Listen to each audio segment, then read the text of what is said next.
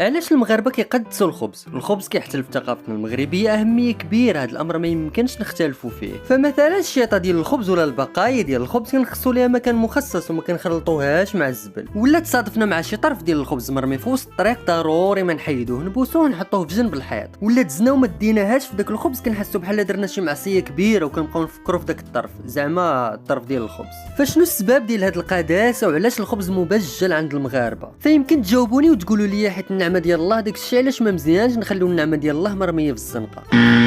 هذا الجواب ماشي مقنع، حيت يوميا كنلقاو في طريقنا بقايا ديال الخيز وبطاطا واللفت والقرعه والنعناع وكندوزو من حداها عادي، بل وكنعفطوا عليها كاع بلا ما نحسوا بوالو، بلا ما يأنبنا الضمير. ولا هادشي ماشي النعمه ديال الله؟ فالجواب المقنع في نظري واللي كيأكدوا عليه العديد من الباحثين مرتبط بالتاريخ ديال المغاربه. فكيف ما كتعرفوا المغرب عانى من بزاف ديال المجاعات، واصعبهم هي المجاعه اللي ضربت المغرب في سنه 1940.